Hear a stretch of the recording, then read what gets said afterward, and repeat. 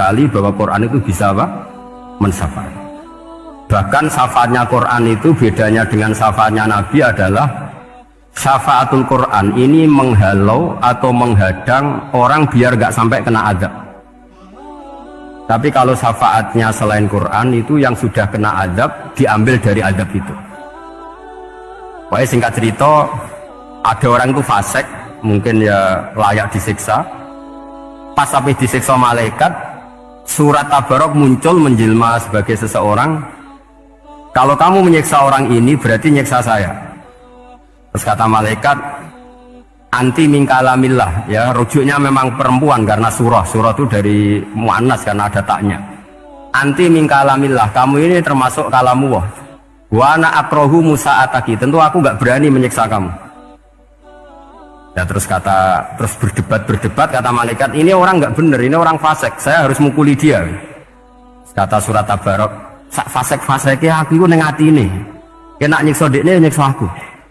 Wahnya debat karena nggak ada mahkamah konstitusi. Terus walhasil terus malaikat bilang gini, ya sudah kita lapor kepada Allah Subhanahu wa taala. Lapor, akhirnya surat Tabarok ini cerita ke Allah, ya Allah, ini orang setiap kali datang ke saya dari sekian surat-surat yang ada di Quran, orang ini milih saya, yang dipelajari ya saya, yang dihafalkan juga saya. Ini kata surat Tabarok kepada Allah. Jika orang ini hafal saya tidak ngefek ke dia untuk tidak disiksa, maka mendingan saya tidak termasuk kitabika, saya tidak termasuk Quran saja. Wong jadi Quran orang iso nyafaati.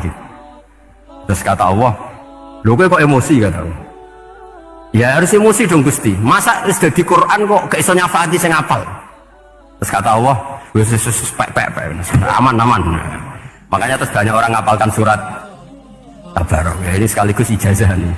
Untuk meradam kemarahan malaikat niku apal surat Tabarok. Syukur-syukur apal 114 surat. Oh niku malaikat sinten mawon pun kena ini. Cukup apal Tabarok. Nah saya itu lama sekali mempelajari bab ini. Ternyata di antara pokoknya itu satu, karena malaikat itu kena aturan fikih. Nggih imut nggih, malaikat itu juga kena aturan fikih. Jika orang hafal Quran itu haram disadui, kita haram menghinakan, maka malaikat juga kena aturan tidak boleh menghinakan orang yang hafal Quran.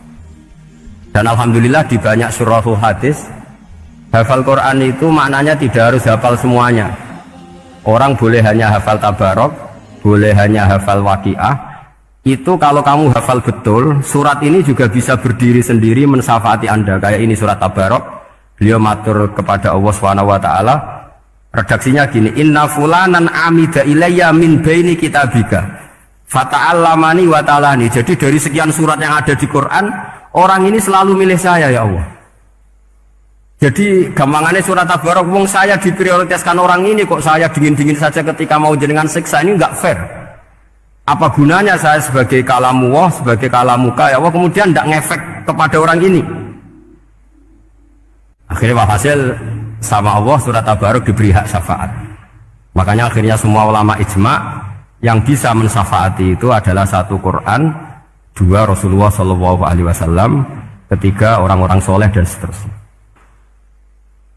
Saya tuh pernah nangis ketika di Bandara Jakarta ketemu orang wireng, serai melarat, jelas melarat. Wireng wis. Niku ketemu saya cium tangan, Gus saya ini itu habis dari Selandia Baru. Kerjanya dia itu ikut mancing gitu, mancing ikan tuna di Selandia. Kalau saya di tengah laut itu sampai 2 bulan. Hiburan saya itu hanya ngaji jenengan lewat YouTube. Coba orang di tengah laut ngaji. Wah itu ning pojok bumi. Jadi ini umat Rasulullah Shallallahu Alaihi Wasallam. Makanya kalau suwon jenengan yakin saja terhadap syafaatnya Quran, karena semua malaikat itu kena aturan.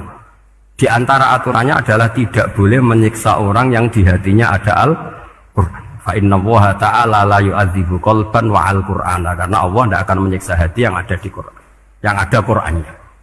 Sehingga memiliki jelas gini riwayat saking Ibnu Katsir, supaya kula percaya, apalagi ini didhawuhkan Rasulullah SAW, bahwa surat Tabarok adalah disebut munjiyah, penyelamat, juga disebut Waqiah, penjaga.